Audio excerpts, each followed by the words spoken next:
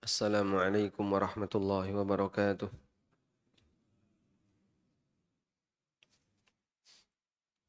Alhamdulillahi rabbil alamin. Wassalatu wassalamu ala ashrafil mursalin. Nabiyyina wa maulana Muhammadin wa ala alihi wa sahbihi ajma'in. Wa ashhadu an la ilaha illallah wahdahu la syarika lah. Wa ashhadu anna Muhammadan abduhu wa rasuluh. Sallallahu alaihi wa ala alihi wa sahbihi wa man tabi'ahum bi ihsanin ila yaumiddin. Alhamdulillah, puji syukur kembali kita haturkan kehadirat Allah Subhanahu wa taala. Di kesempatan pagi ini kita melanjutkan kajian dengan membaca buku Prinsip Hidupku. Dan insya Allah kita masuk pada bab yang baru, judulnya Tanamkan Semangat Mengamalkan Sunnah. Tanamkan semangat mengamalkan sunnah. Baik. Sebelumnya kita akan memberikan pemahaman terlebih dahulu tentang makna kata sunnah. Sunnah secara bahasa maknanya adalah jalan.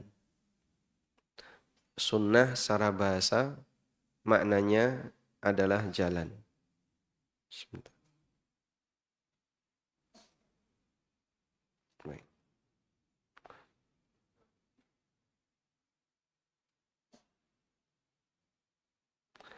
Coba kita share screen dulu ya. Ganti putih. Kalau hitam nggak bisa ini ya. Ini kelihatan nggak Pak?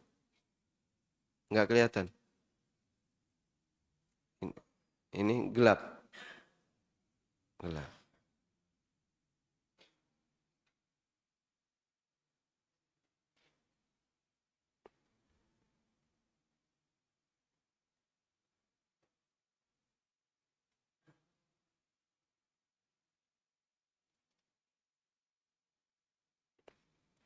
Ini kelihatan.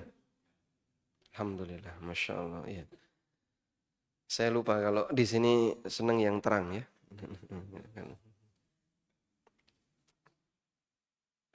Kita lanjutkan. Jadi sunnah secara makna bahasa artinya jalan. Maka berdasarkan makna bahasa ini, kata sunnah bisa berkonotasi positif ketika diartikan sebagai sunnah kebaikan, dan bisa berkonotasi negatif ketika diartikan sebagai sunnah keburukan. Karena itu Nabi SAW pernah menyebutkan dalam sebuah hadis tentang ancaman orang yang ngajari keburukan kepada orang lain, lalu ditiru oleh masyarakatnya atau oleh generasi setelahnya. Nabi SAW pernah bersabda, "Man sanna fil islami sunnatan hasanah dan sunnatan sayyi'ah." Berikut hadisnya, coba kita bacakan hadisnya. Rasulullah SAW pernah bersabda dalam hadis dari Jarir bin Abdullah radhiyallahu anhu, "Man sanna sunnatan hasanah." Barang siapa yang ngajari jalan yang baik, fa'umila biha, lalu diikuti dan dilaksanakan oleh orang setelahnya, kana lahu ajruha wa mithlu ajri man amila biha, maka dia mendapatkan pahala dari sunnah itu dan juga pahala seperti orang yang melakukannya. Misalnya di sebuah masjid tidak pernah ada kajian. Lalu oleh salah satu takmir dimulailah kajian. Dari situ kemudian berkembang, yang awalnya pesertanya cuma 5 orang, bertambah, sampai jadi banyak. Terus dari generasi ke generasi kajian itu bertahan, lestari, ada banyak kajian setelahnya. Maka orang ini telah melakukan sunnah hasanah. Walaupun yang bersangkutan bisa jadi sudah meninggal, tapi sunnah hasanah itu tidak pernah hilang. Itulah yang dimaksud dengan jalan sunnah, jalan yang baik. La yanqusu min ujurihim syai'a, sepeser pun tidak mengurangi pahala mereka. Sehingga orang yang mendapatkan pahala dari setiap orang yang mengikutinya tidak mengurangi pahala orang yang mengikutinya dan juga tidak dikurangi. Artinya apa? Sama persis. Wa man sanna sunnatan sayyi'ah. Dan siapa yang mengajarkan jalan yang buruk, fa'amila biha, kemudian dia melaksanakannya, kana alaihi wizruha, maka dia mendapatkan dosa dari perbuatan buruk yang dia ajarkan, wa wizru man amila biha, dan dosa dari setiap orang yang mengikutinya, mim ba'dihi, setelahnya. Yang ngajari misalnya perbuatan yang menyimpang di masyarakat. Di kampung ini mas, dulu nggak pernah ada mas yang namanya apa misalnya miras. Ya. Terus dia ngajari miras, buka outlet, ya. 77. Atau dia ngajari nyun sewu nggih, jatilan niku acaranya apa? Di sini tuh nggak pernah ada dulu mas model acara kayak gini. Sekarang dia yang menyelenggarakan acara jatilan. Nah, jatilan kan biasanya ada orang kesurupan nih nggih, dolanan jin. Maka kemudian itu dilestarikan dari generasi ke generasi sampai dibuat komunitas. Praktek seperti ini, dosa orang yang mengawalinya akan ditumpuk dengan dosa-dosa setiap orang yang mengikutinya. La yanqusu min auzarihim syai'a, tanpa mengurangi dosa mereka sedikit pun.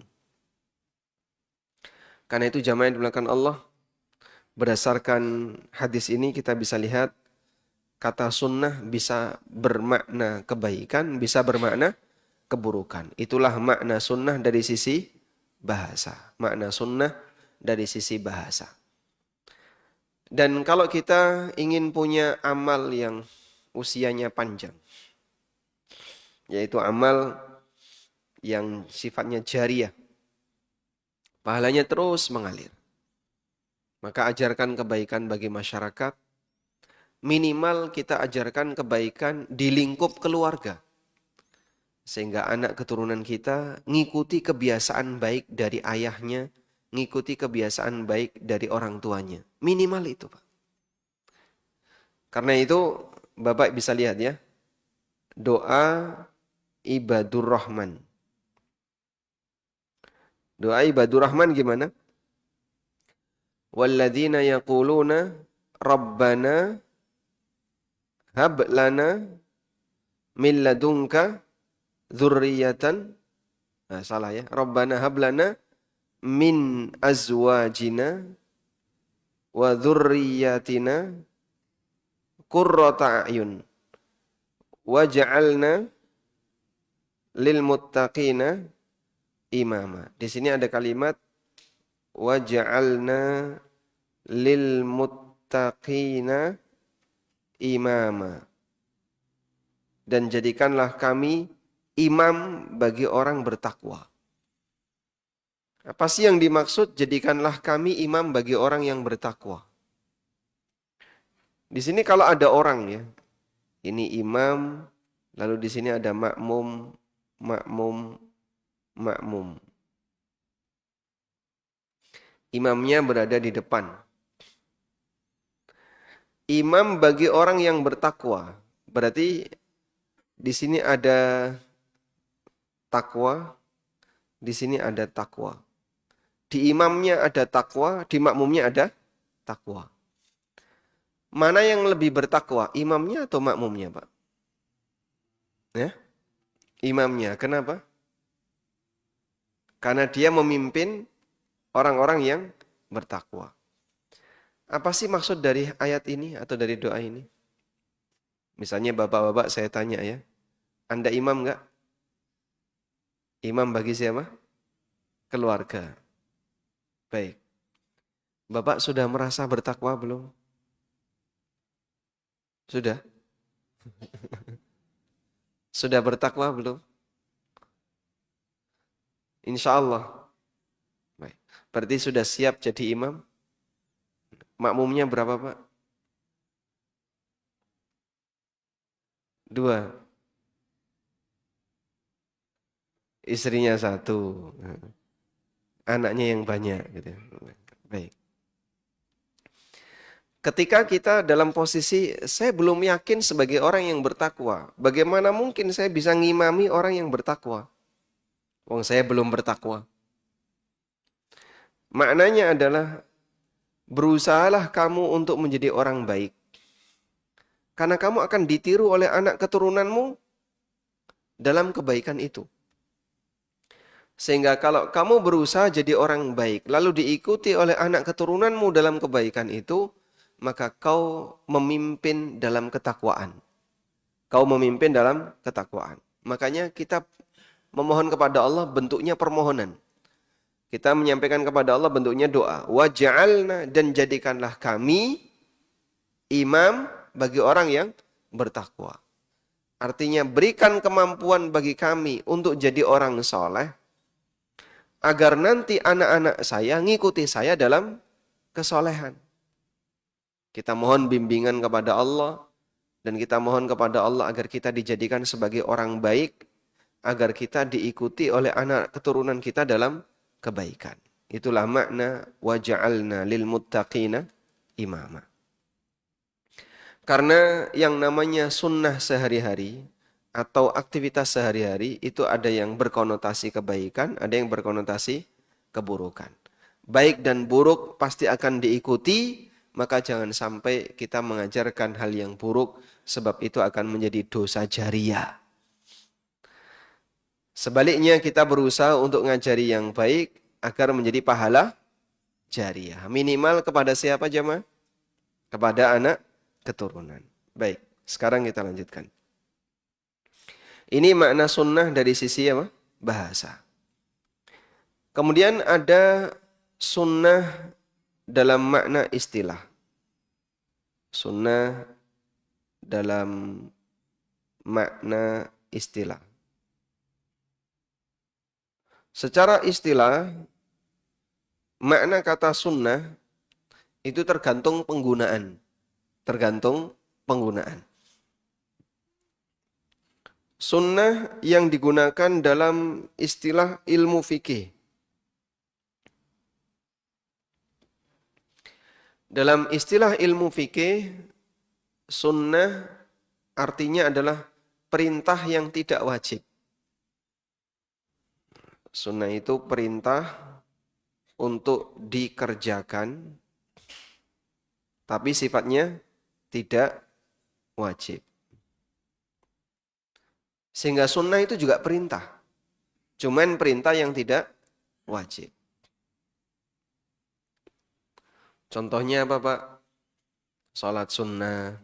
Contoh yang lain puasa sunnah. Contoh yang lain zikir sunnah.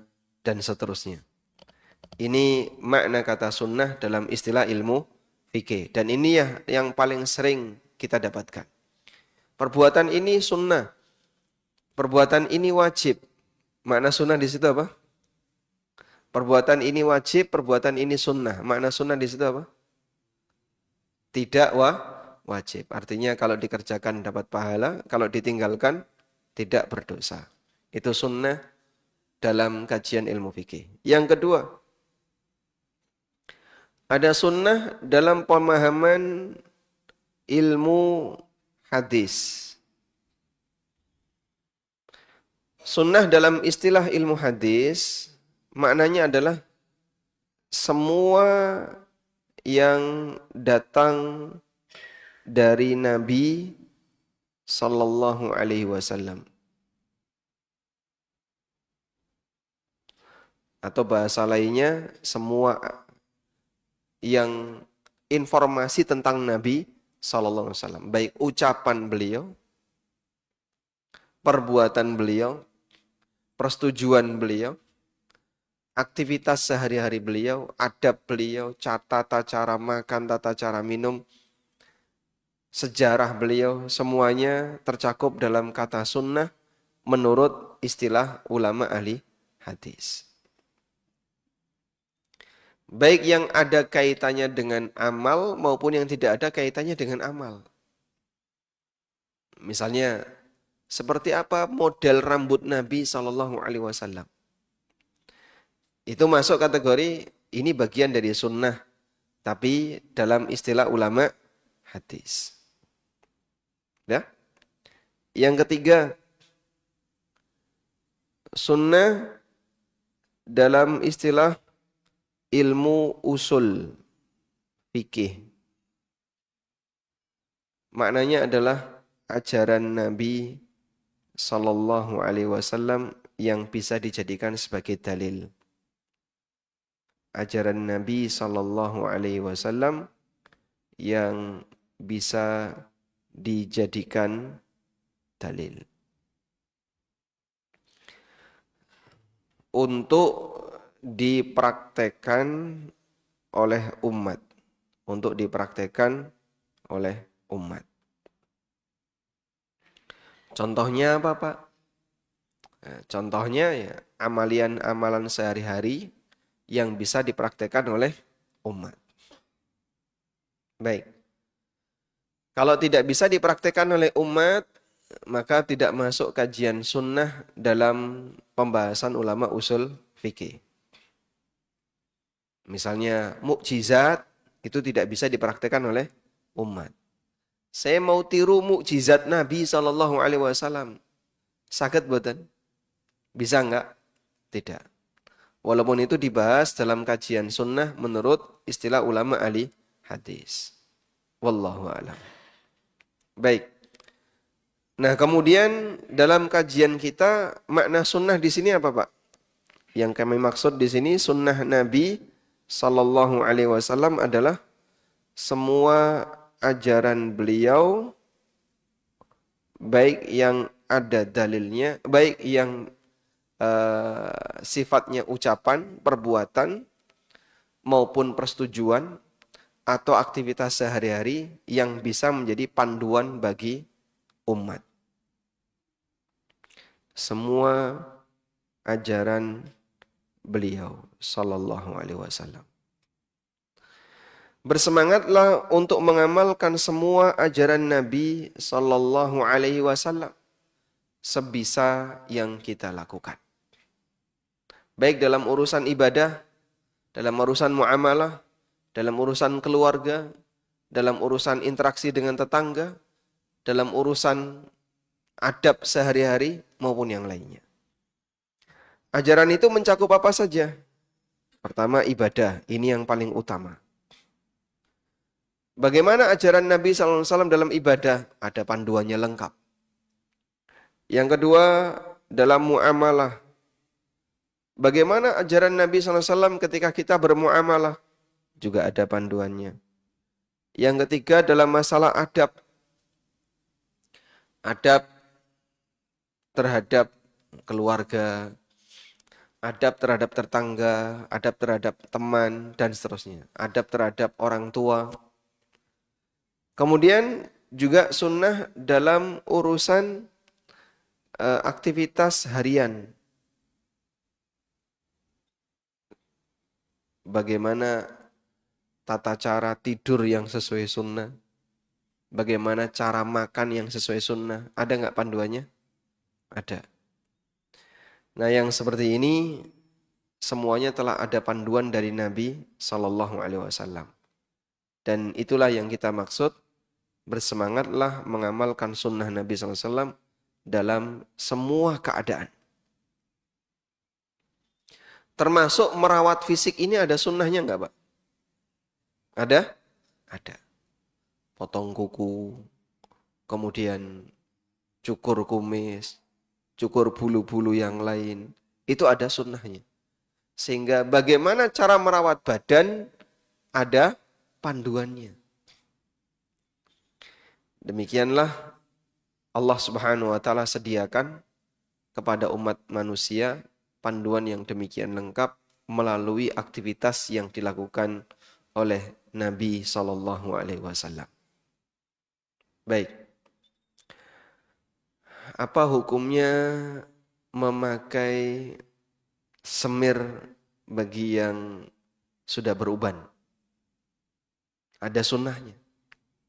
Sehingga misalnya di antara bapak atau ibu pakai semir ya. Rambutnya disemir. Itu ada sunnahnya. Itu yang kita maksud bersemangat dalam mengamalkan sunnah. Dalam hal ini akan bernilai pahala. Sekarang kita lanjutkan.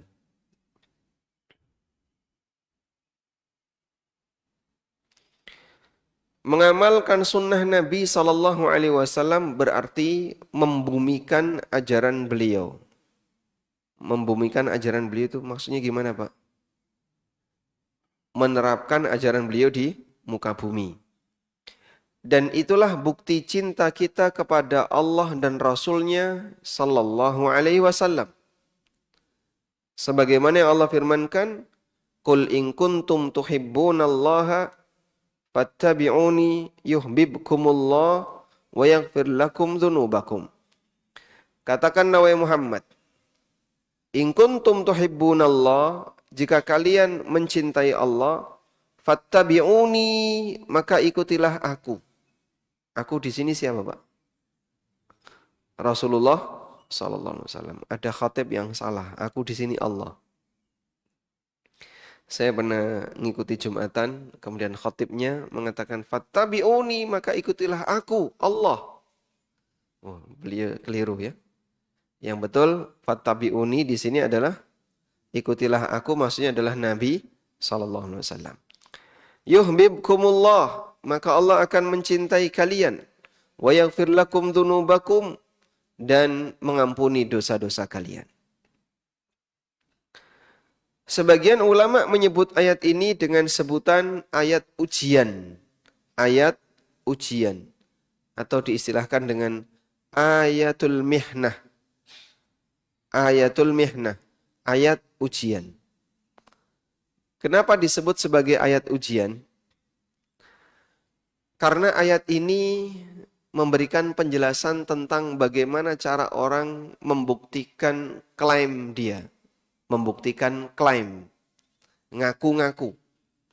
Ngaku cinta, ada buktinya. Banyak orang yang mengklaim cinta Allah, mengklaim cinta Rasulullah Sallallahu Alaihi Wasallam. Bahkan mengklaim ini adalah majelis Rasulullah Sallallahu Alaihi Wasallam. Tapi di majelis itu isinya ghibah, misalnya. Sehingga dia mengklaim sesuatu, sementara tidak ada bukti nyata dari perbuatannya. Dia mengaku cinta Allah, mengaku cinta Rasulullah Sallallahu Alaihi Wasallam. Maka untuk membuktikan kebenaran klaim itu adalah Allah kasih syarat. Kalau benar kamu itu mencintai Allah, ikutilah aku, yaitu siapa? Rasulullah Sallallahu Alaihi Wasallam. Untuk membuktikan kebenaran klaim itu dengan melaksanakan syarat di lanjutan ayat. Fattabi'uni, ikutilah aku, yaitu mengikuti Rasulullah Sallallahu Alaihi Wasallam. Maka ada klaim, ada syarat, dan ada balasan. Di sini urutannya.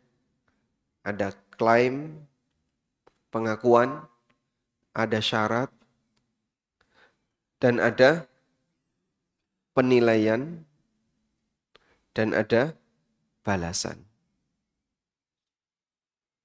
Kita lihat di firman Allah surat apa itu? Ali Imran ayat 31. Ya. Pada firman Allah, Quran surat Ali Imran ayat 31. Di situ ada klaim, di situ ada syarat, ada penilaian, dan ada balasan. Apa klaimnya? Ngaku cinta Allah. Ngaku cinta Allah. Aku cinta Allah. Baik. Apa syaratnya? Ikuti Nabi Sallallahu Alaihi Wasallam. Apa penilaiannya? Tidak disebutkan. Di ayat tidak disebutkan.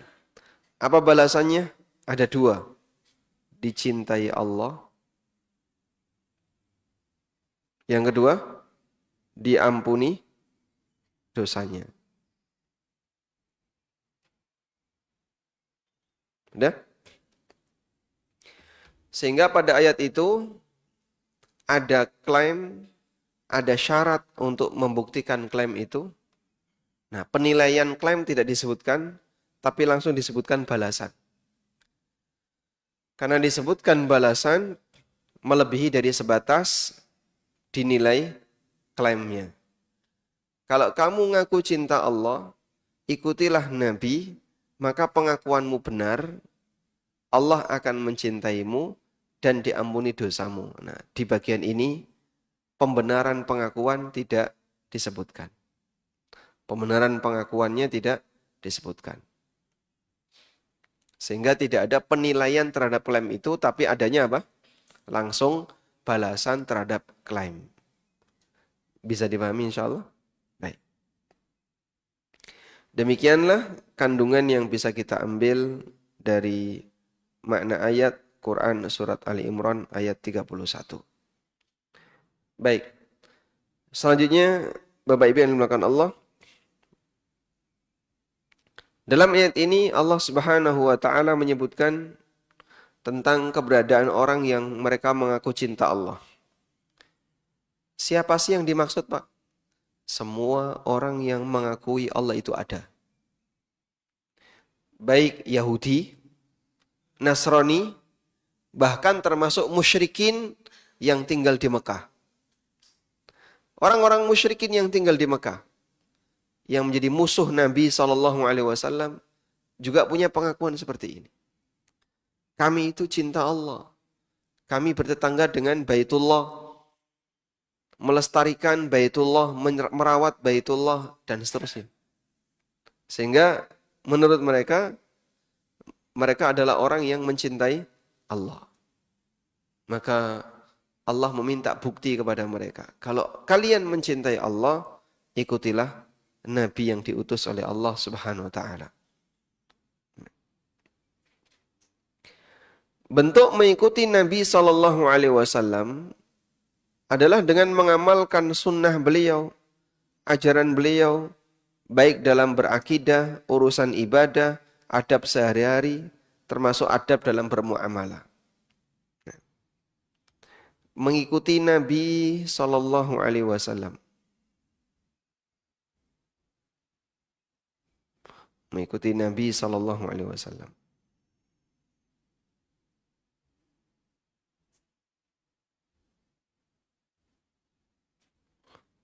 Baik. Mengikuti Nabi SAW yang pertama apa, Pak? Menerima beliau. Yang kedua, mengimani beliau.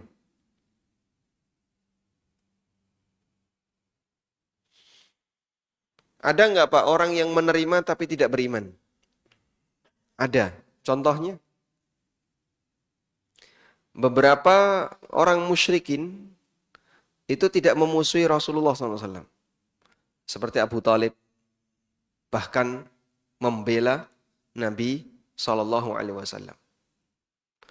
Kemudian ada juga beberapa orang musyrik yang mereka tidak mau beriman kepada beliau, tapi tidak memusuhi beliau. Dan bahkan melawan orang yang memusuhinya. Sampai ketika Fathu Mekah, Nabi SAW berpesan, kalau ketemu si A, ketemu si B, ketemu si C, jangan dibunuh. Karena dia dulu termasuk di antara orang yang membela beliau Sallallahu Alaihi Wasallam. Dan tidak memusuhi beliau, walaupun dia belum masuk Islam.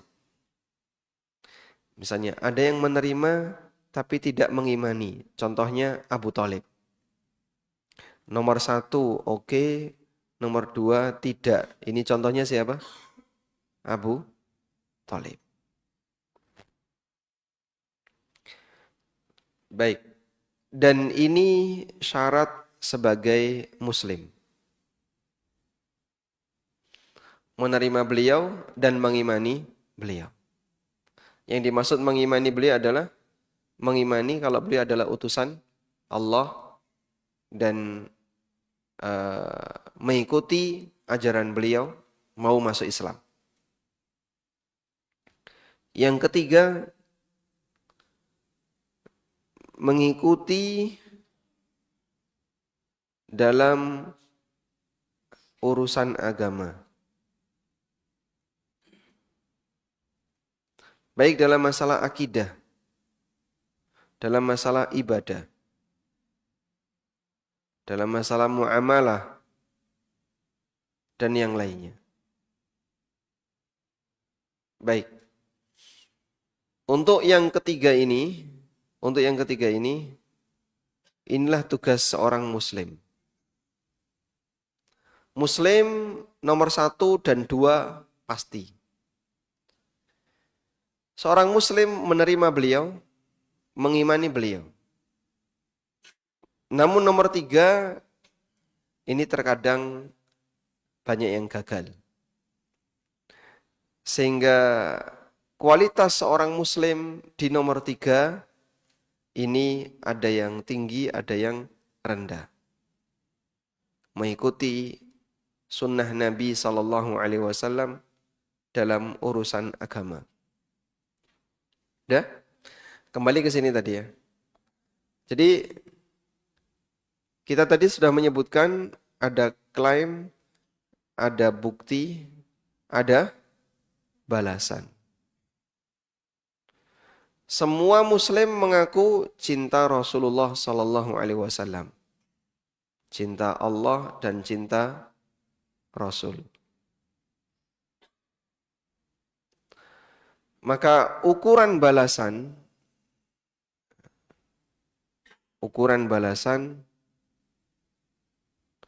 sebanding dengan ukuran pembuktian.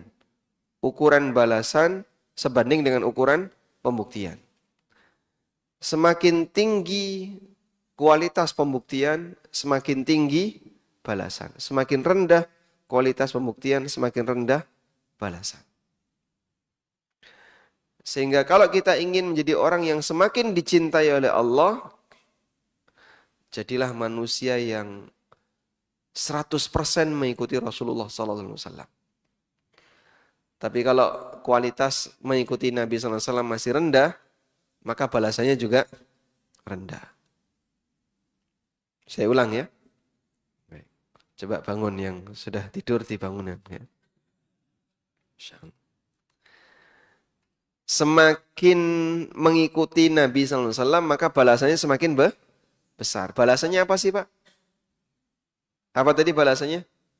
Dicintai Allah dan diampuni dosanya. Sehingga dalam semua aktivitas yang dia lakukan, saya mengikuti Rasulullah SAW. Tidak ada yang tidak. Pokoknya apapun ada sunnah selalu saya kerjakan. Sampai yang kecil-kecil selalu dikerjakan. Sehingga gimana cara minum yang benar, gimana cara tidur yang benar, gimana cara makan yang benar, semuanya dikerjakan. Semakin sempurna dia dalam mengikuti Rasulullah SAW, dosanya semakin banyak yang diampuni. Maka kalau kita ingin menjadi hamba yang banyak mendapatkan ampunan dari Allah, ikuti sunnah Rasulullah SAW. Sehingga semakin berkualitas dalam mengikuti sunnah,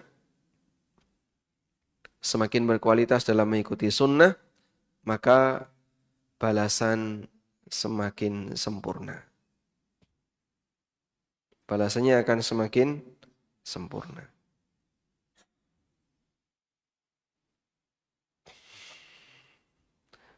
Ada beberapa ulama yang selalu berprinsip seperti ini. Sehingga dalam setiap aktivitas yang dia lakukan, gimana caranya agar sesuai sunnah.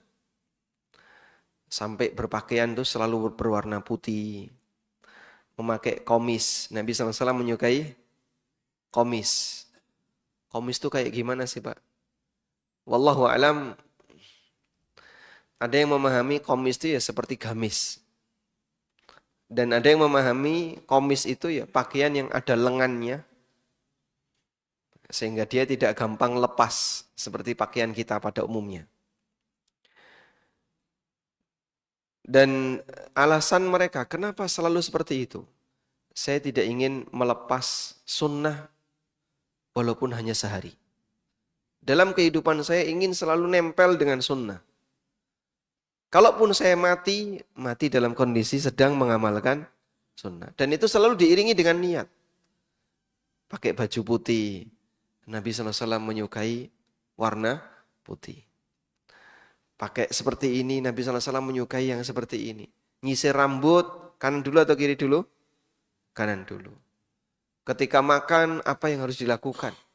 Itu semuanya dalam rangka mengikuti sunnah Rasul Sallallahu Alaihi Wasallam.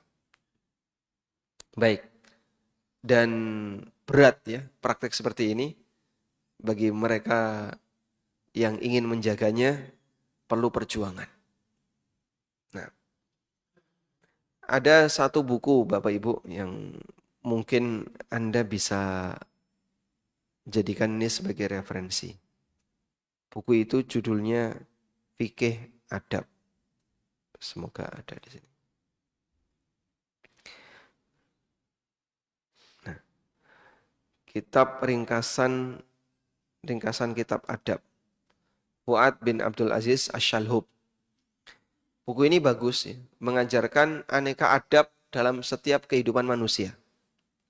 Dari mulai adab bangun tidur sampai tidur lagi. Cara berjalan itu diajarkan di buku ini. Bagaimana adab dalam berjalan.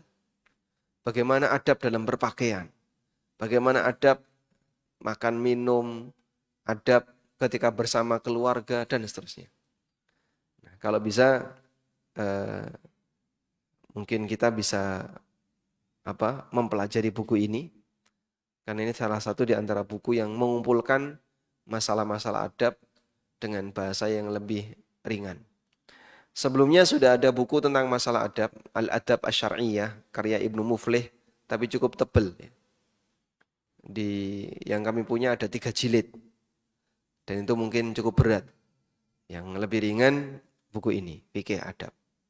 Dan ini penulisnya masih hidup, artinya karya tokoh belakangan. Berikutnya.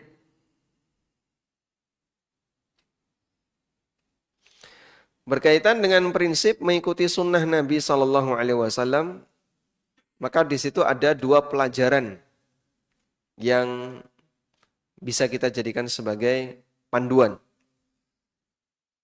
Pertama, jika kita telah mempelajari hadis yang sahih dari Nabi SAW, maka kerjakan dan amalkan. Walaupun sekali seumur hidup. Walaupun sekali seumur hidup. Misalnya, seusai membaca hadis sahih tentang amal tertentu, maka segera diamalkan walaupun sekali. Walaupun sekali. Seumur hidup. Ini enggak mudah Pak ya. Dapat hadis, akan saya amalkan. Walaupun sekali seumur hidup. Sehingga ketika kita ditanya di alam kubur tentang siapakah nabimu, siapakah rasulmu, bagaimana respon yang kau berikan kepada nabimu, Muslim ini bisa menjawab, semua ajaran beliau aku telah amalkan. Walaupun sekali seumur hidup. Imam Muslim membawakan riwayat tentang keutamaan sholat sunnah. Kalau amal wajib nggak boleh sekali ya, harus terus menerus. Tapi kalau amal sunnah, walaupun sekali, tidak masalah. Tapi kalau setiap hari, lebih bagus. Imam Muslim membawakan riwayat tentang keutamaan sholat sunnah 12 rakaat sehari semalam. Sanad perawinya sebagai berikut. Dari Nu'man bin Salim, dari Amr bin Aus, dari Ambasah bin Abi Sufyan, dari Ummu Salamah. Muslim dapat hadis dari Nu'man dari Amr, dari Ambasah, dari Ummu Salamah, dari Nabi SAW. Berarti jarak antara Imam Muslim dengan Rasulullah SAW cuman terpaut 4 orang. Pendek sekali, Pak. Ini pendek ya. Cuman terpaut 4 orang. Dari siapa tadi? Nu'man bin Salim, Amr bin Aus, Ambasah bin Abi Sufyan, dari Ummu Salamah radhiyallahu anha. Ummu Habibah afwan, dari Ummu Habibah radhiyallahu anha. Baik. Bahwa Rasulullah sallallahu alaihi wasallam pernah bersabda, "Ma min 'abdin muslimin yusalli lillahi ta'ala fi kulli yaumin thintai asyrata rak'atan." Apabila ada seorang hamba muslim yang dia salat dengan ikhlas di setiap hari 12 rakaat. 12 rakaat di sini maksudnya salat sunnah rawatib. Tatawu'an ghaira faridatin, salat sunnah dan bukan salat wajib. Illa banallahu ta'ala lahu baitan fil jannah. Maka Allah akan buatkan untuknya satu rumah di surga. Allah akan buatkan untuknya satu rumah di surga. Hadis riwayat Muslim. Baik. Coba kita simak apa komentar para perawi. Ummu Habibah mengatakan, "Fama barihtu usallihinna. Fama barihtu usallihunna ba'du." Sejak saat itu saya selalu mengerjakannya. Kata Amr bin Aus, "Ma barihtu usallihunna ba'du." Sejak saat itu saya selalu mengerjakannya. Terus seperti itu. Dari perawi 1, perawi 2, perawi 3, sampai perawi 4. Sehingga begitu dapat hadis, mereka bersemangat untuk apa? Mengerjakannya. Begitu dapat. Sejak saya dapat hadis ini, saya tidak pernah tinggalkan amalan ini. Itu contoh semangat orang di masa silam dalam mengamalkan sunnah Nabi Sallallahu Alaihi Wasallam. Di antara ulama yang dikenal sangat semangat dalam mengamalkan hadis adalah Imam Ahmad bin Hanbal rahimahullah. Hingga beliau mengamalkan apa yang dipraktekkan oleh Nabi Sallallahu Alaihi Wasallam ketika bersembunyi di gua selama 3 hari. Pada zaman pemaksaan masyarakat Baghdad untuk mengikuti akidah Mu'tazilah oleh negara, Imam Ahmad bersembunyi di beberapa rumah muridnya. Dan ketika beliau bersembunyi di satu titik, tidak lebih dari 3 hari beliau pindah. Karena mengikuti sunnah Nabi SAW, Rasulullah SAW bersembunyi di dalam gua itu berapa? 3 hari. 3 hari di sini, pindah lagi, 3 hari, pindah lagi, 3 hari. Ibrahim bin Hani bercerita, Imam Ahmad bersembunyi di tempatku selama 3 hari. Lalu beliau meminta kepadaku, tolong carikan tempat lain hingga aku bisa pindah ke tempat persembunyian yang lain. Kata Ibrahim bin Hani, aku tidak merasa aman dengan keselamatan Anda. Sudah bersembunyi di sini saja, ini aman. Kalau di luar nggak ada jaminan. Kata Imam Ahmad, lakukan saja. Aku akan bayar. Setelah itu aku carikan tempat yang baru. Beliau pindah persembunyian. Saat mau pindah, beliau mengatakan, "Ikhtafa Rasulullah sallallahu alaihi wasallam fil ghari 3 ayyam." Rasulullah sallallahu alaihi wasallam bersembunyi di dalam gua itu 3 hari. Tsumma tahawwala, setelah itu beliau pindah. Walaysa yanbaghi an nattabi'a Rasulullah sallallahu alaihi wasallam fil rakha wa natrukahu fi syiddah. Tidak selayaknya kita mengikuti Rasulullah SAW ketika suasana aman, tapi kemudian kita tinggalkan sunnah beliau ketika sedang tidak aman. Masya Allah. Demikianlah contoh semangat mengamalkan sunnah meskipun dalam keadaan darurat. Sampai membelani, kamu nanti nggak aman, tapi ini sunnah, saya kerjakan. Baik. Dan ada satu pernyataan yang disampaikan oleh An-Nawawi. Beliau menyampaikan, sebisa mungkin seorang muslim kalau mendapatkan sebuah hadis, dia amalkan hadis itu walaupun sekali seumur hidup. ada sebuah perkataan yang disampaikan oleh An-Nawawi yang bagus ya tentang ini. Coba saya kutipkan.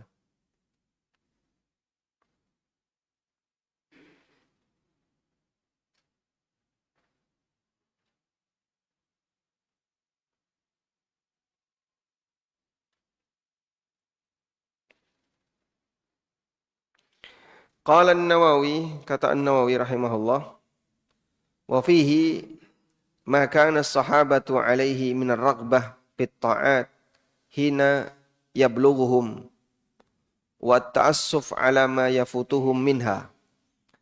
Dalam hadis di atas terdapat pelajaran bahwa sahabat itu sangat mencintai ketaatan. Sangat semangat dalam melakukan ketaatan. Hina yablughuhum, ketika sampai hadis kepada mereka. Wa ta'assufu, dan mereka merasa sedih ketika mereka tidak berhasil melaksanakan sunnah itu.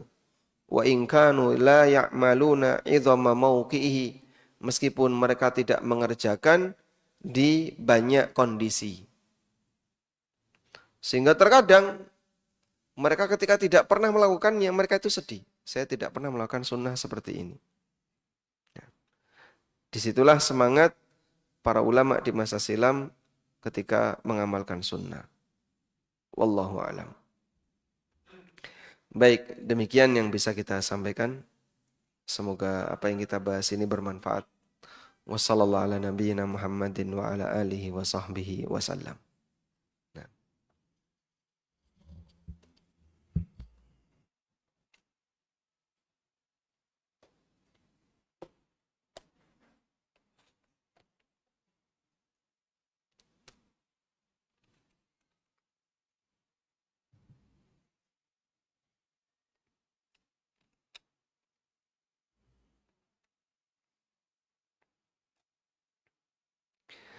Bagaimana apabila sunnah itu sudah dianggap aneh oleh umat? Semisal jenggot, ya, tidak isbal, poligami, apakah tetap wajib dijalankan? Yang terakhir tidak wajib ya.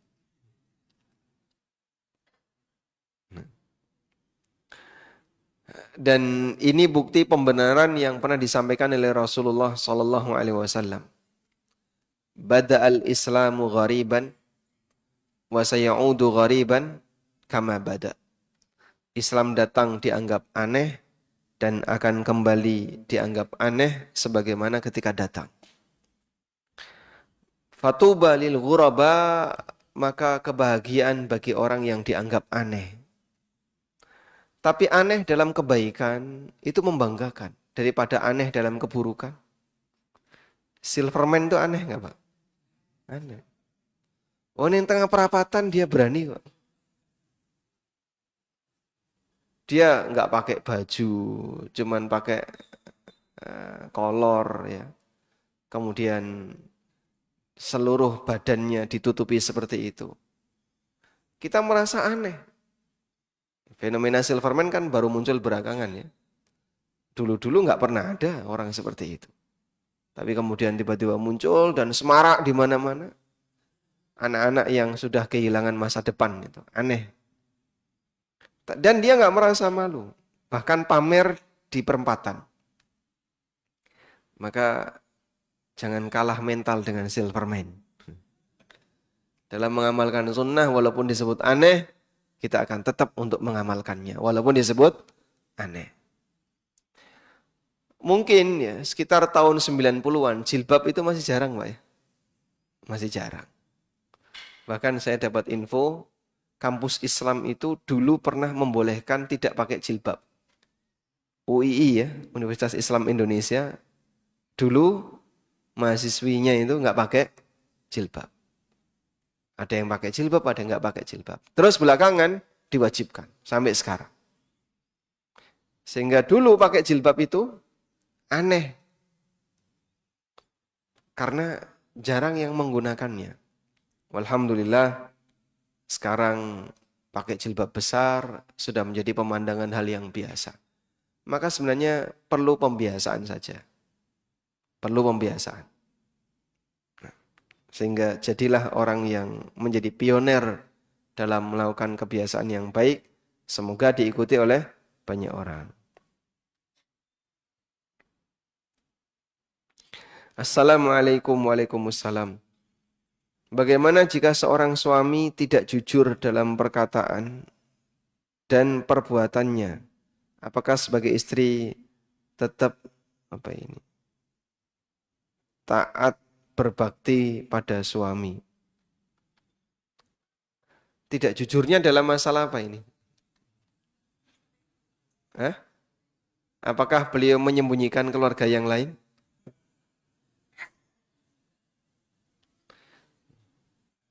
Kalau tidak jujur itu tidak sampai membuat hak istri berkurang. Maka Anda tidak perlu terlalu kepo kepada suami. Saya mau tanya Pak, bohong itu dosa nggak Pak? Hah? Dosa ya? Dosa. Bohong itu dosa. Tapi kalau suami terpaksa bohong kepada istri, dosa nggak?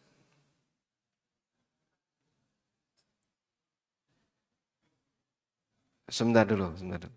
Yang belakang, kalau suami terpaksa membohongi istri, dosa nggak? Dosa. Dosa. Dosa Pak ya? Ya. Maka mohon kepada para istri, jangan Anda tanya suami Anda yang menyebabkan dia berbohong. Biar tidak terjadi dosa. Solusi itu benar nggak? Benar ya? Sehingga kalau suami ditanya sama istrinya, ngedrilnya, tanya terus. Sudahlah, kamu nggak usah tanya. Daripada nanti saya berbohong. Kan lebih baik dia nggak tanya. Kalau dia nggak tanya, dia nggak kepo, suami tidak bohong. Selesai masalah. Setuju Pak? Baik. Bener nggak kayak gini nih salahnya? Hah? Sehingga kadang kan ada model istri yang terlalu kepo ya. Lalu tanya lagi kepada suaminya. Sampai suaminya pusing. Kalau jujur nesu, tidak jujur nesu. Sebaiknya gimana Pak? Jadi kalau suami ngasih jawaban jujur istrinya marah, tidak jujur istrinya marah. Berarti sebaiknya gimana Mas? Hah? Nggak usah pulang. Tambah lu, nek bojone lunga ngene. Tayyib. Maka kami sarankan sebaiknya nggak usah ditanya. Insya Allah tidak akan terjadi kebohongan antara suami istri. Betul ya gitu ya?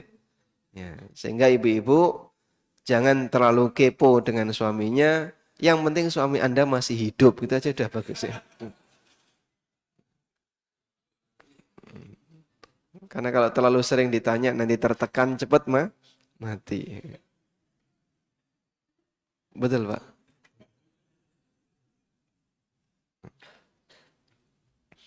Apa hukum memakai semir jika sejak muda sudah beruban rambutnya? Memakai semir hukumnya dianjurkan, termasuk diantara sunnah menyemir rambut. Dan apakah sampai pada tingkatan wajib? Ada sebagian yang menilai wajib, karena itu perintah. Nabi SAW pernah melihat bapaknya Abu Bakar, Abu Kuhafa. Rambutnya putih, jenggotnya putih, kathagamah, seperti merpati, merpati putih. Putih semuanya. Lalu Rasulullah SAW mengatakan, "Ghayyiru hadza wajtanibus sawad."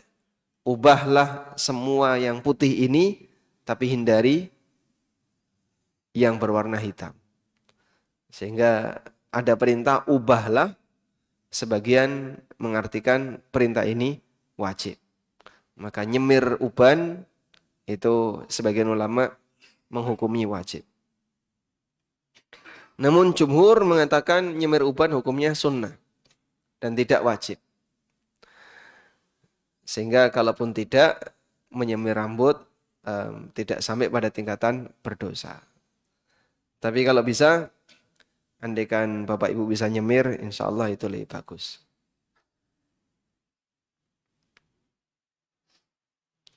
Assalamualaikum, waalaikumsalam. Apakah istri harus tetap taat dan melaksanakan kewajiban kepada suami yang sudah tidak melaksanakan kewajiban sebagai imam?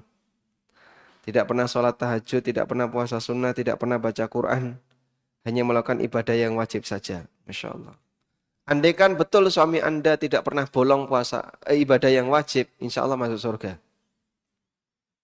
Ada seorang sahabat Badui tanya, ya Rasulullah, sholat apa yang Allah wajibkan untukku? Dijelaskan oleh Nabi SAW, sholat 5 waktu. Ada tambahan enggak? Tidak. Illa anta tatawwa'a. Kecuali kalau kau mau nambahi sholat sunnah. Puasa apa yang wajib bagiku? Nabi SAW jawab puasa Ramadan. Apakah ada yang lain? Tidak. Kecuali kalau kau mau nambahi yang sunnah. Jadi orang ini tanya yang wajib-wajib saja. Setelah itu dia pergi sambil mengatakan, Walladzi ba'atsaka bil haqq la azidu an hadza wala anqusuha.